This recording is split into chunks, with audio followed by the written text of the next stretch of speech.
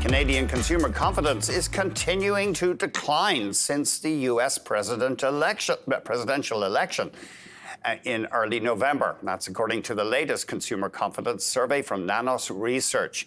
Apparently, people are almost 4 times more likely to think the economy will get weaker rather than stronger in the next 6 months. Let's bring in Nik Nanos, founder and chief data scientist at Nanos Research. Nik, great to see you. So I saw one headline that Canadian consumer confidence has now dropped until the lowest since December of last year. Yeah, I know, Andrew, you used the word decline. I would use the word plummet. Oh, holy moly. You know, and this is in the last 4 weeks. You know, the thing is that 4 weeks ago, people were twice as likely to be negative rather than positive on the future strength of the Canadian economy. So that now it's 4 times as likely. The one thing, Andrew, that has happened in the last 4 weeks, Donald Trump, you know, not only did he win the election, but he's been talking about introducing tariffs on Canadian goods, at 25% tariff.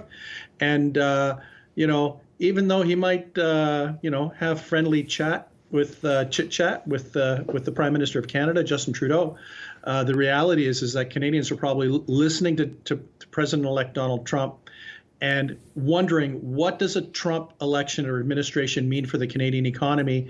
And, you know, his opening salvo is maybe it might mean tariffs, but, you know, even the discussion is putting a massive chill on consumer confidence, where now the forward look on consumer confidence is negative. It's under 50 points for the first time in more than a year.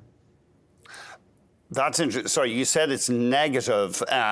So what should I be looking at the BNCCI, the composite index, or the Nanos expectations index? The expectations index. Right. So that's a score out of 100. So the expectations index is dipped below 50. 50 is like neutral. Okay. Above 50 is positive. So it's below 50 in the report that was just released a couple hours ago on the Bloomberg terminal for the first time in over a year. And, you know, the thing is what we have to worry about is this chill, this consumer chill, turning into consumer behavior or lack of behavior when it comes to purchasing, where Canadians who can't afford to make certain major purchases decide to delay those purchases because they're worried about what 2025 might look like for the Canadian economy. Does your survey get into why the expectations have slipped so much? Because it has been a dramatic decline over 4 weeks. Okay.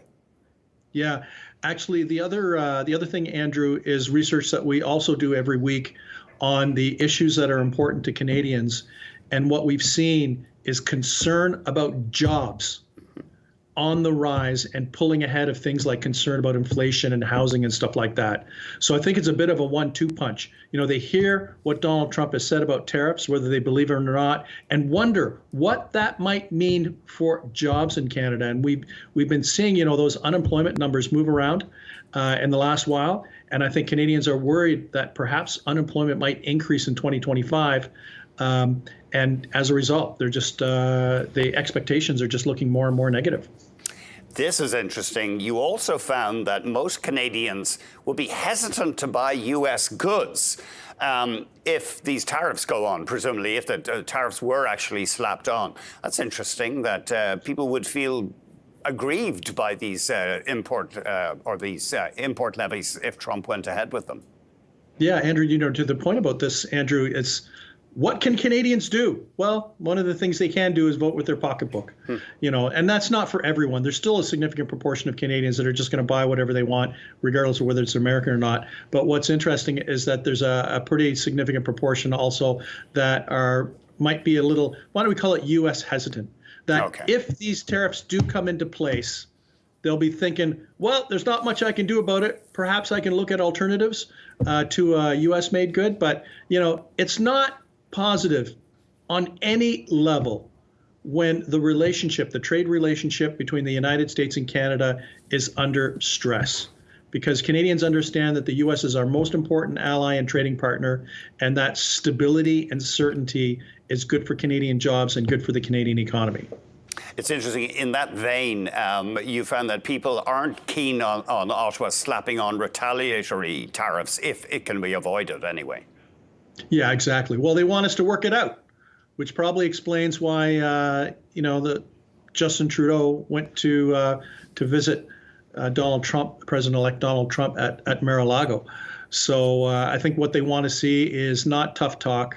Andrew, let's be realistic. We only have so much leverage against the Americans. Their economy is 10 times larger than us.